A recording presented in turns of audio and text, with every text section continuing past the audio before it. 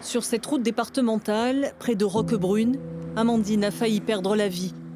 Un soir d'été, la jeune femme conduit sa moto lorsqu'une voiture la percute. Voilà, on y est. C'est ce virage-là où tout a basculé pour moi en juillet dernier. C'est le lieu de l'accident. Donc on peut encore voir certaines traces, la tache d'huile de l'impact de la moto. Et puis sur le côté, sur la gauche, il y a encore des morceaux justement de la dite moto. Un vrai tas de pièces détachées, un peu comme mon corps d'ailleurs. C'est beaucoup de fractures, dans mon cas, une vingtaine. Pas des fractures anodines non plus, c'est des fractures complexes. Alors c'est pour ça qu'on voit ce fixateur. Le fixateur, c'est quelque chose qu'on pose quand il y a une fracture ouverte. On voit là que mon os est ressorti en fait.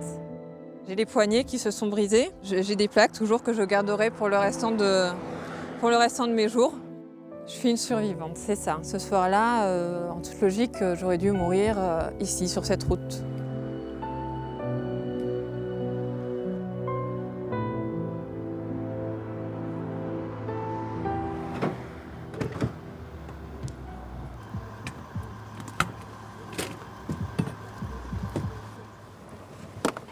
Pour Thomas, l'accident remonte à 6 ans déjà. Sa moelle épinière a été touchée. Il est désormais paralysé. Mais le jeune homme de 27 ans continue de se battre, espère toujours remarcher. 3 fois par semaine, il vient ici au centre de rééducation René Sabran, où son rêve prend forme. Je suis paraplégique, j'ai été touché au niveau T7. Il me reste une ligne d'abdos en dessous des pectoraux en fait. Et voilà. Donc Du coup, tu ne je contrôles sens pas plus tes rien. jambes ? Voilà. Et le fait que ça tremble, ça c'est des spasmes. C'est des nerfs en fait qui réagissent. Chez tout blessé médulaire en général, il y a ça.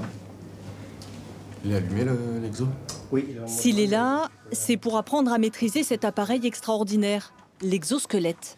En fait, il y a des moteurs, il y a 4 moteurs, on avait un ici et deux de l'autre côté. Ce sont des moteurs qui vont suppléer le mouvement que Thomas n'a plus à cause de sa paralysie. Donc, vont donner un mouvement au niveau de ses genoux et de ses hanches pour le mettre debout, puis pour le faire marcher.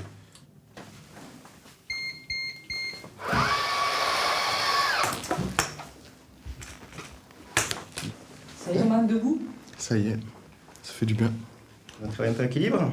Tu vas en arrière. En avant. En avant. Les réglages effectués, Thomas peut faire ses premiers pas. Allez. Spectacle incroyable, mécanisé. Thomas ne peut pas encore se déplacer seul, il lui faut des béquilles et le kinésithérapeute est là en soutien.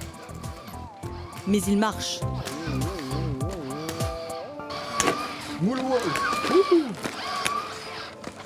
Pour être capable de faire ça, il faut que le corps de l'âme de Michael Jackson soit réincarné en nous. Ah, ça c'est l'escalade. Ça c'est l'escalade. C'est super. C'est là qu'on se rend compte que tout le monde n'est pas grand en fait. J'ai pas forcément le temps de me concentrer sur les émotions quand je marche, mais ouais, c'est fun. Ça m'avait manqué. Et pourquoi pas à l'avenir, utiliser cet appareil pour faire des balades. Thomas y pense.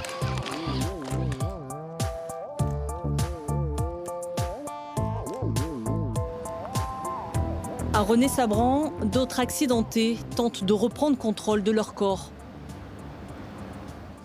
Vous me dites stop ? Encore un peu. Ouais, hop, hop.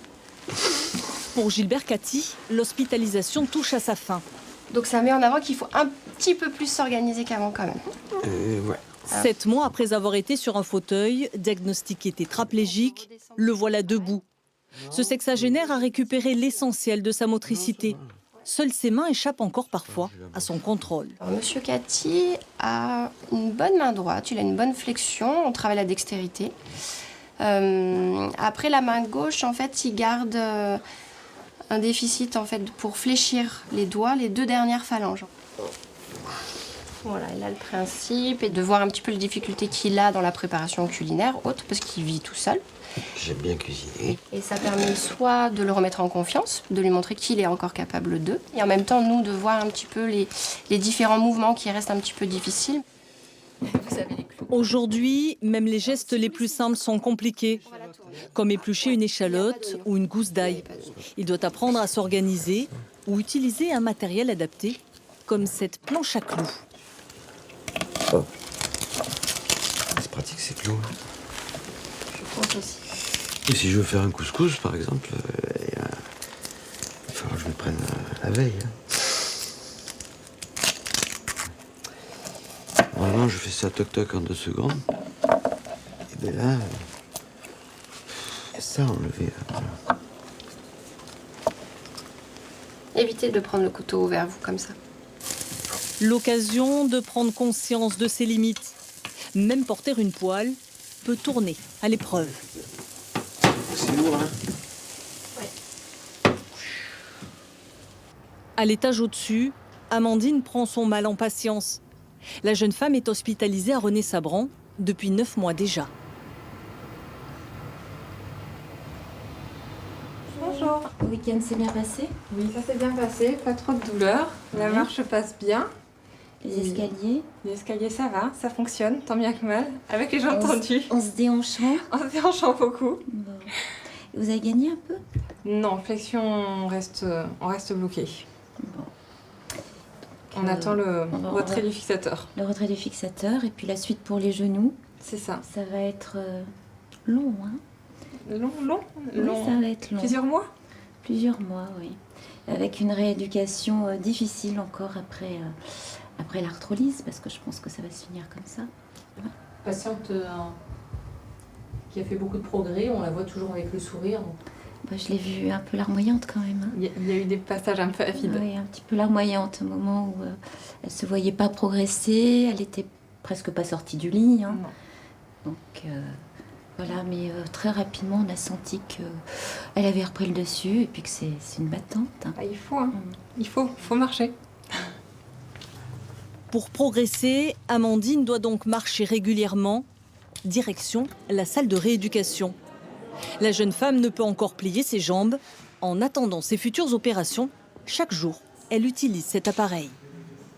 C'est pas douloureux parce que ma flexion est totalement bloquée. Donc comme ça s'arrête bien avant le maximum dont je suis capable, je n'ai pas mal. Mais ça peut être douloureux. Sur le plateau technique, d'autres patients travaillent pour retrouver l'usage de leurs membres. Ici, on réapprend à faire ses premiers pas. Des mouvements devenus compliqués, parfois même douloureux. Et on monte. Allez, on monte. Et on pousse bien. C'est aussi à moto que Sabrina s'est grièvement blessée. Mais au-delà de l'effort, cette salle, c'est aussi l'occasion d'échanger entre accidentés, de se soutenir dans les épreuves du quotidien. Bon alors, ça se passe comment cette marche? Des progrès? Ouais, mais je souffre un petit peu. Ça va? Ouais, un petit peu. Entre nous, on s'aide pour remarcher.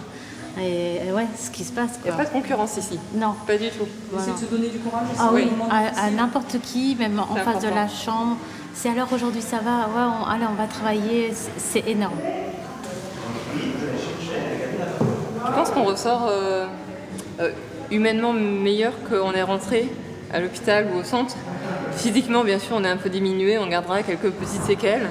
Mais par rapport aux autres gens qui n'ont pas eu à vivre des expériences pareilles, il y a un décalage. Il y a des choses qu'on a dû traverser, où on a dû soutenir, où on a dû s'entraider, que les autres ne connaissent pas et qui leur font un peu défaut parfois.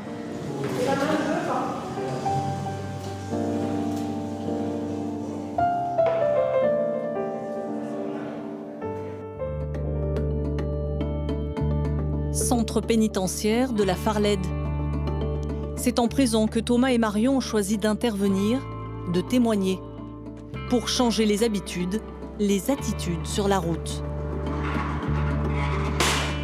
Une après l'autre, les grilles sont franchies. Le stress monte. Pour Thomas, c'est une première. Ce qui l'attend, c'est une mise à nu face à une quinzaine d'hommes, tous multirécidivistes, incarcérée pour délit routier. Allez, c'est parti. Bonjour messieurs, vous pouvez sortir votre feuille et un stylo. Contrôle. J'ai eu un accident de voiture à 21 ans. En fait, j'ai voulu éviter un chevreuil, j'ai mangé le bas-côté, côté passager. Ma voiture, elle est partie en crabe. Et le coffre est parti dans le champ à gauche. Il y avait un dénivelé de 2 mètres à peu près, du coup j'ai fait des tonneaux coffre moteur. Après j'ai touché ma jambe et j'ai senti un bout de viande chaud en fait, comme si c'était la jambe de quelqu'un d'autre. Comme j'étais paralysé, mais je savais pas. Au début je croyais que ma jambe elle était sectionnée, du coup je cherchais où était la section pour faire un garrot. Je voulais pas rester dans le champ à mourir en fait. Et je trouvais pas où c'était sectionné puisque c'était pas, la jambe n'avait rien en fait, c'était la moelle épinière. Est-ce que tu as un espoir d'un jour remarcher? Moi je l'ai depuis le Parce début. que la science elle va trouver un truc aussi. Je pense qu'il faut pas lâcher l'affaire. Après ici je sens le toucher. Ici j'ai récupéré le chaud et le froid, mais pas le toucher, c'est différent en fait. J'arrive un peu à bouger mes orteils. J'ai récupéré l'éjaculation il y a pas longtemps. Ça c'est le top du top. Ça fait que t'es homme aussi. Et non mais franchement voilà, quand tu sens plus tes parties génitales, t'es choqué. Sincèrement t'es choqué. Je peux te dire que c'est choquant, mais enfin voilà, tu vas passer ton temps à pleurer ou... Voilà. Je vais laisser la parole à Marion si vous avez plus de questions. Je te souhaite bon courage et j'espère qu'un jour tu pourras remarcher sur tes pieds. Merci.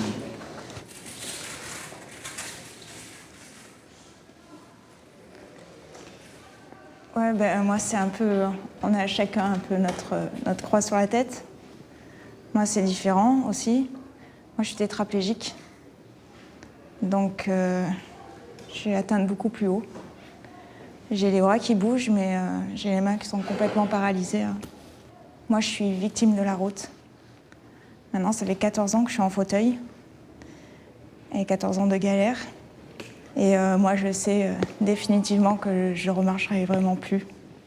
Si on est là, on s'est déplacé, c'est pour vous dire que quand même, il y a les autres sur la route. Et tant pis pour vous, hein, si vous vous cassez la gueule, si vous faites mal. Mais les autres, eux, ils n'ont pas demandé, quoi. On n'est pas né avec ce handicap. Et on l'a connu, ce monde de valide. On ne peut plus revenir en arrière, mais gardez-le et faites-le garder à tout le monde, quoi, parce que c'est super bien, quoi. Voilà, quoi. La rencontre s'achève. Reste à savoir si ces mots ont suffi à convaincre. Interrogés, les détenus se disent touchés. J'aurais pu, moi, être handicapé ou handicaper quelqu'un, ou alors tuer quelqu'un, ou alors causer ma mort. Puis voilà, je me retrouve ici quand même, je me dis... tant mieux. On se rendre compte qu'on peut causer du tort à des personnes qui n'ont rien demandé, comme Marion qui allait au travail le matin, quand on rencontre des personnes réellement en face, qu'on a le temps de dialoguer avec, ça nous ouvre plus les yeux, ça nous fait plus réaliser la dangerosité de la vie.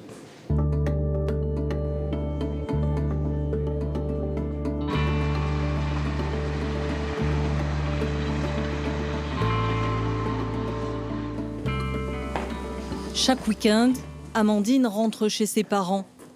À 27 ans, c'est un peu le retour à la case départ. Tout est à reconstruire, son corps comme sa vie professionnelle. J'étais mannequin en agence et je travaillais dans le sud de la France et sur Paris. Et voilà, hein, je faisais un petit peu de tout, des défilés, des photos. Et j'aurais jamais pu penser que ça allait s'arrêter si brutalement. C'est vrai que maintenant, un défilé, c'est inaccessible à mes yeux parce que je ne marche même plus correctement, même pour le commun des mortels. Alors évidemment, c'est un monde qui m'échappe et puis c'est un monde qui m'est fermé, c'est un monde superficiel et c'est vrai que dès que le corps est touché, on n'intéresse plus grand monde à ce niveau-là, malheureusement. C'est un petit peu la loi. Voilà. Tu participes à ce défilé? Oui. Je repasse, là c'est moi, à l'époque. C'est assez étrange de se revoir marcher comme ça. L'accident a mis fin à sa carrière, mais elle n'est pas la seule victime. Ce jour-là, d'autres vies ont été bouleversées. Amandine, un petit thé ? Sa mère se souvient encore de ce jour où, par téléphone, on lui annonce l'hospitalisation en urgence de sa fille, après sa chute en moto. Première chose qu'on nous a dit, votre fille est vivante, est arrivée vivante, pour l'instant, est toujours vivante. Ouh là là, là ça vous fait un choc énorme. Vous vous dites, c'est pas possible. Ils vous disent, elle est encore vivante, en laissant entendre que, bon, mais c'est pas sûr du tout que dans quelques heures, ça sera toujours le cas, quoi. Ils avaient essayé de rendre son corps le plus beau possible, mais elle était quand même avec des appareils de tous les côtés, des tuyaux pour lui donner de l'oxygène, pour l'aider à respirer.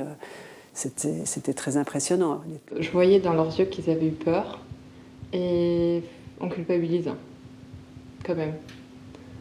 Parce que on sait bien qu'on est le centre du sujet à ce moment-là, qu'on est la raison de toute cette angoisse. C'est dommage, c'est juste dommage. Tout ça pour quelques moments d'évasion et de plaisir. Ça n'équivaut pas à ce que j'aurais pu avoir dans ma vie d'avant. Enlever le fixateur qu'elle a sur sa jambe, c'est la prochaine étape pour Amandine. Une intervention qu'elle attend depuis des mois avec impatience. D'ici quelques jours, elle connaîtra la date de son opération. C'est aujourd'hui son dernier jour. Gilbert va quitter le centre de rééducation, retourner enfin chez lui après 7 mois d'hospitalisation. Bonjour. Alors, les préparatifs sont terminés? Et ça se termine. Prêt à rentrer? Vous avez tout au niveau des papiers? C'est bon? J'ai tout ce qu'il faut. Si on regarde un peu dans le rétroviseur, entre l'entrée dans le service et la sortie, il y a eu du chemin. Hein. Écoutez, c'est incroyable. C'est pour ça que je vous remercie vraiment. Mais je me rappelle plus tellement, en fait. On en a parlé ce matin. Si, je me souviens que j'étais comme ça, immobile, 4 membres. Hein. Il y a un peu ça qui bougeait, je crois. Oui. Enfin, moi, je me rappelle, en tout cas. Hein, je me rappelle de tout. Je sais que ça a été difficile, qu'il n'y a pas eu des moments très faciles pour vous. La sortie, c'est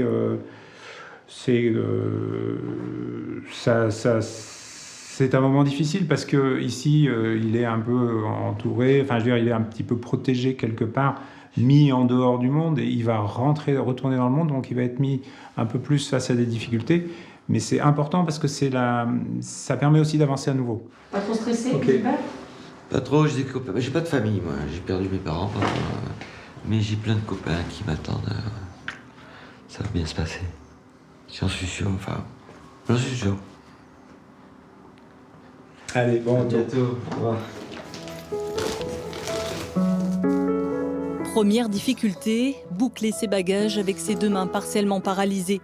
Mais pas de quoi décourager Gilbert. Le voilà prêt à faire ses adieux. Isabelle, je vais dire au revoir. Hein, parce que vous m'avez... Plein de bonnes choses. Hein, bonne continuation. Je suis arrivé tout nu ici. C'est vrai, et je vous ai habillé. Vous m'avez habillé. Tiens, ça. C'est vrai, non, c'est vrai. Puis il y en a d'autres, les bagages. C'est pas grave. J'ai fait un beau voyage. Bon, ça laisse des séquelles, mais bon. Ah, je suis encore là. Mais attends, je m'en vais. Hein. Et bon appétit. Hein. T'as des épinards, t'as de la chance. C'est une merveille. Au revoir. Monsieur Cathy. Allez, Denis. Après le personnel soignant, vient le tour des copains, des compagnons de galère. Comme toujours, ils se retrouvent dehors. Gilbert, c'est un peu le bout en train de l'équipe. Allez, alors, resserre-moi la main. Allez, allez.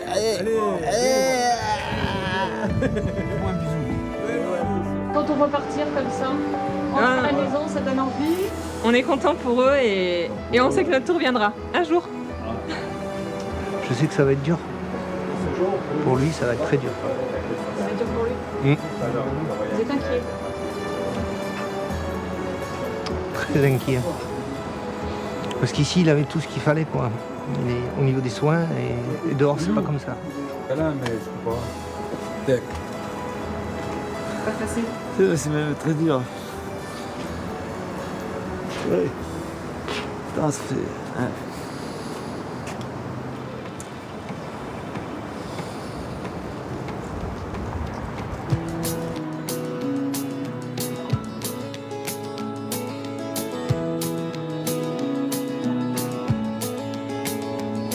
Ce retour au domicile, après l'accident, Thomas l'a vécu.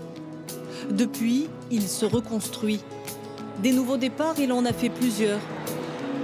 Aujourd'hui, il semble avoir trouvé son équilibre aux côtés de sa compagne. Alison et Thomas vivent en couple depuis 1 an et demi déjà. Ensemble, ils passent beaucoup de temps à bricoler pour embellir leur appartement. Ouais, c'est trop bien. Ça, le white. Est-ce que tu peux me la décaler par là, la porte? Je vais me mettre par terre. Donc voilà, je suis obligé de me mettre par terre pour certains trucs.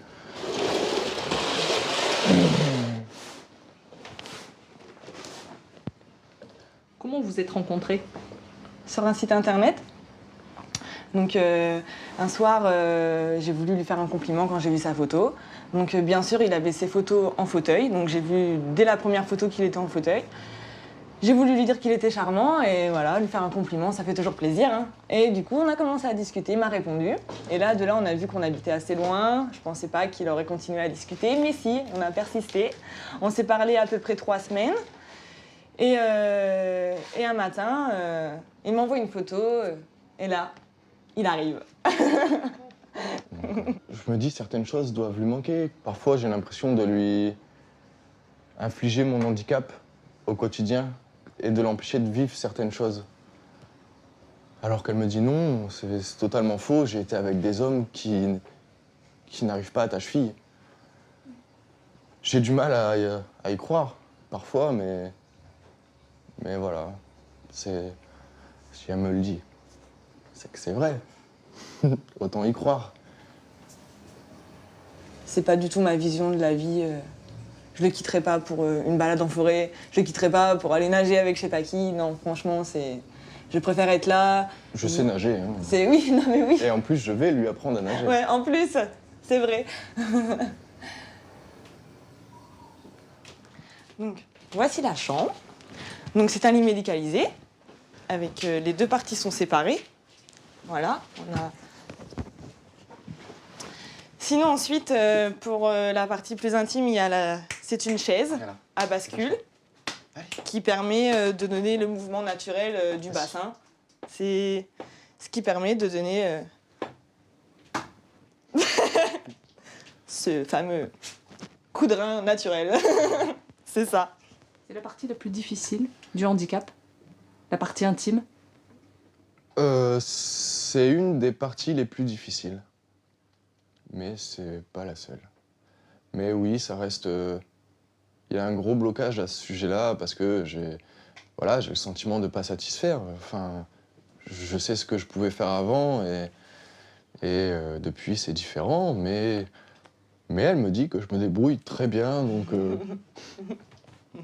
voilà, je sais pas si c'est pour me faire plaisir ou si c'est réel, mais je le prends du bon côté, quoi. Voilà. Des outils pour faciliter son quotidien, Thomas en a d'autres. Petit à petit, le jeune couple apprend à gérer le handicap, à 2. C'est bon? Ouais. Donc voilà, je me mets comme ça et ça tire dans les mollets, les chevilles. Mais ça fait du bien d'être debout un peu, je me sens bien. Parfois je fais à manger debout, je bois mon café le matin. Voilà, ça me permet d'être à côté de ma copine aussi.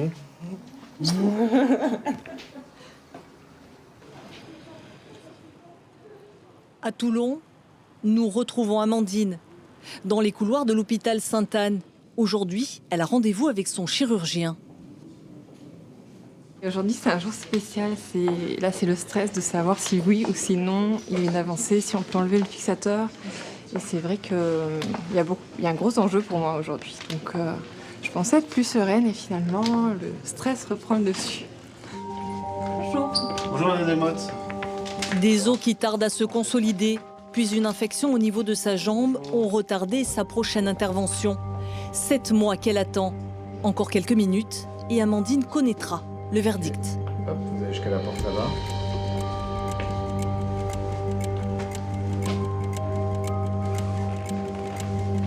Super. Ok, vous allez venir vous allonger, on va regarder ça. Je comprends bien, le fixateur, vous avez envie de l'enlever, quoi. J'en peux plus.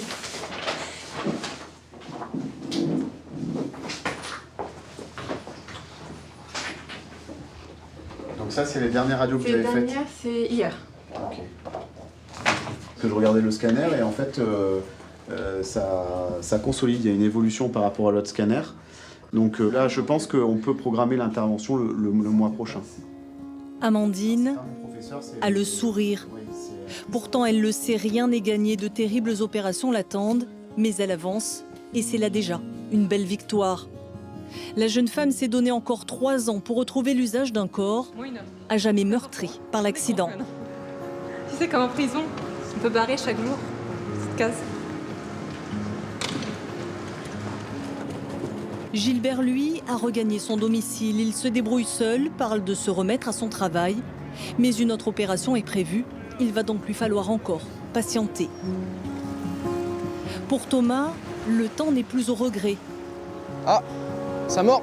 C'est désormais celui d'un bonheur partagé. Une vie à 2 et peut-être bientôt à 3. La vie après l'accident a tout simplement repris son cours.